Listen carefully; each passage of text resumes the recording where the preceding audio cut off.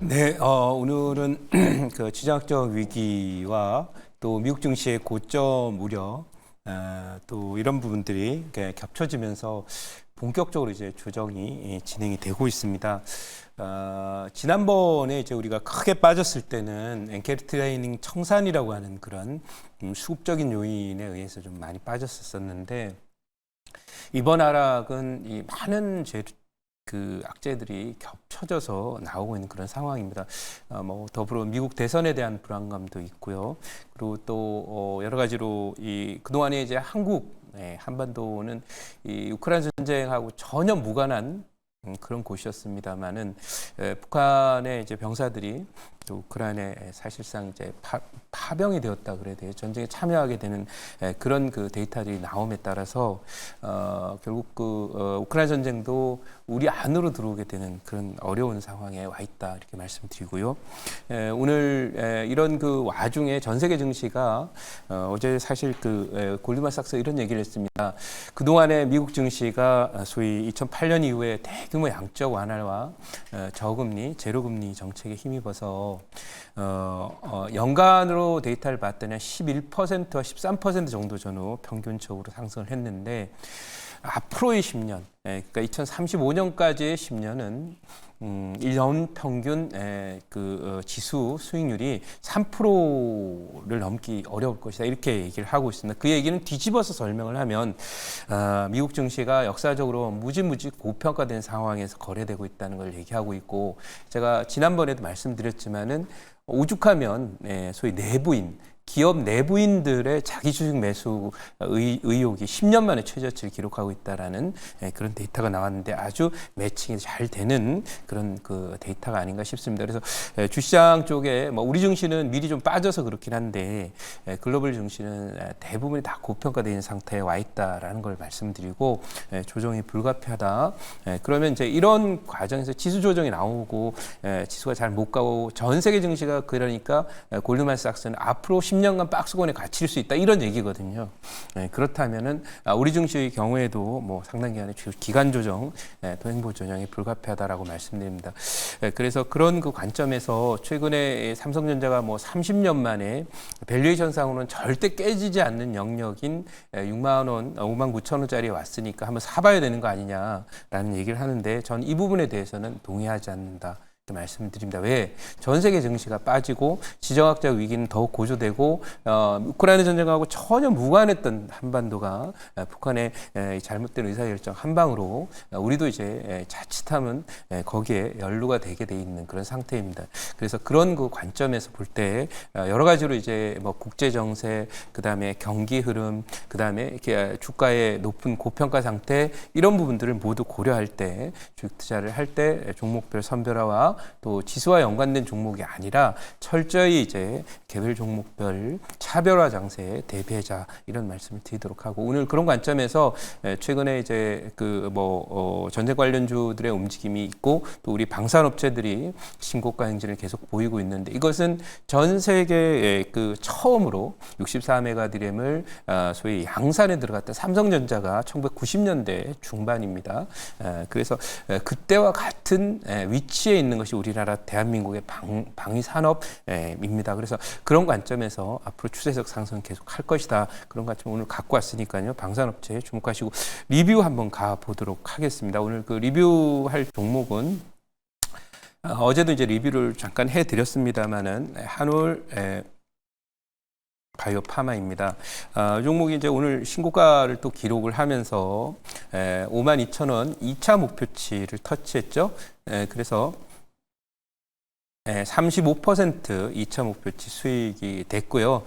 다음 목표치는 3차 목표치까지만 드리겠습니다. 너무 많이 드려서도 그렇고 56,000원 드리도록 하고요. 익절 라인에도 수정을 하도록 하겠습니다. 익절 라인도 이 종목은 4만 7,000원으로 익절 라인 수정해서 드리도록 할게요. 제약바이오도 이제 뭐 사실 갈 만큼 다 간 그런 상태이기 때문에 일부 일부 종목들 좀 덜 갔던 애들이 지금 올라오고 있지. 먼저 갔던 애들은 힘이 확실히 떨어지는 모습이 알테오젠을 포함해서 많은 종목에 보입니다. 따라서 이제부터는 이쪽 제약바이오도 아마 차별화 장세가 펼쳐지지 않을까 이렇게 생각하니까 너무 높은 자리에 있는 종목들은 좋다던데 이런 종목들은 따라가기 어렵습니다. 모든 대한민국의 주도 섹터는 거의 1년 정도 상승하게 되면은 조정이 들어갑니다. 그러면 이 제약바이오도 작년 11월 정도부터 이제 본격적으로 시작을 했기 때문에 1년 가까이 와 있으니까 먼저 갔던 애들은 좀 조심할 필요가 있다 이렇게 말씀드리고요.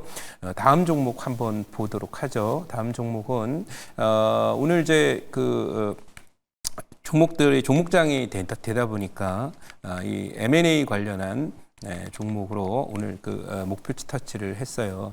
바로 이제 스튜디오 미르라고 하는 종목이죠. 이 종목이 올라오면서 이제 4,600원 1차 목표치 터치를 했는데요. 고가는 뭐 14% 고가 기준 수익이지만은 1차 목표치는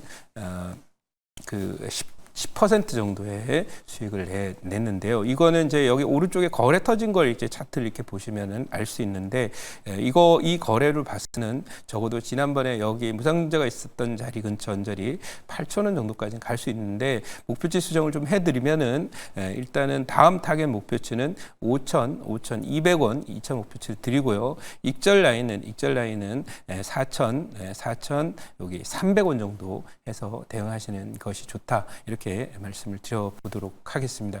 자, 그러면 오늘 제 편입할 종목 편입해 보도록 하겠습니다. 이게 뭐 과거에도 제가 많이 편입을 했던 종목인데요. 또 이제 지금은 자리가 다 웬만한 종목들이 좀 높아서 편입하기 좀 부담스러워서 오늘 편입할 종목은 71,400원 기록하고 있습니다. 직전 고점 돌파 직전에 있는 바로 풍산이라는 종목입니다.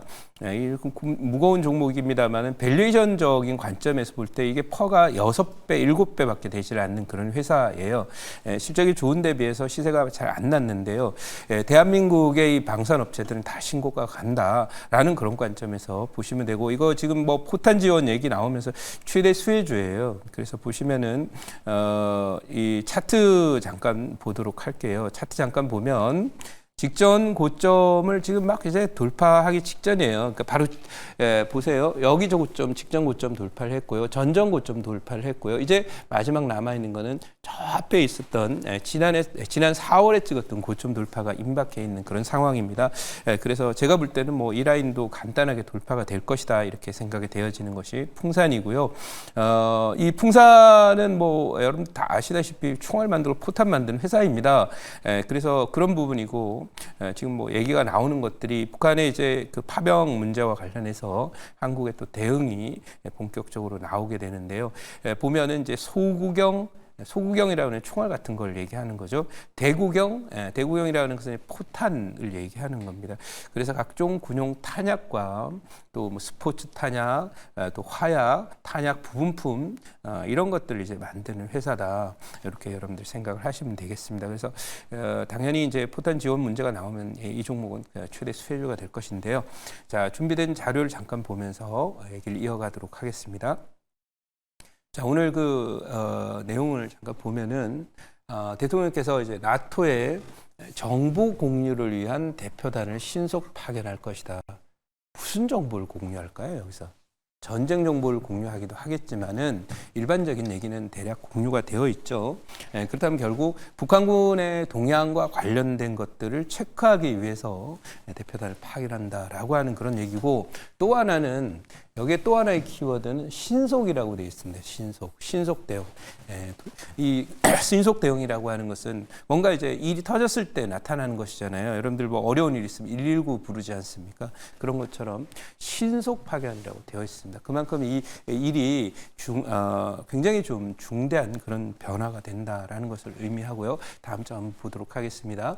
자, 다음 장 보시면은 북한 파병 제목이 그러니까 신문 기사에 나온 겁니다. 제가 파병이라는 표현을 제가 만들어서 썼다면 또 뭐 가짜 뉴스다 이렇게 얘기하는 분들이 요즘 많아서, 북파병 맞대응 한국 우크라이나에 155mm 포탄 등 무기 지원 검토라고 냈습니다. 제가 이제 100mm 155mm니까요. 포탄이 뭐 이렇게 되겠죠. 이렇게 될 텐데 이걸 이제 포탄을 지원하는 것을 검토한다라는 내용이 나와 있고 오른쪽에 보면은 그 외교적 압박을 전문가들이 우선해야 된다라고 얘기하는데 물론 당연히 말로 할 수 있는 건 말로 해야 되겠죠.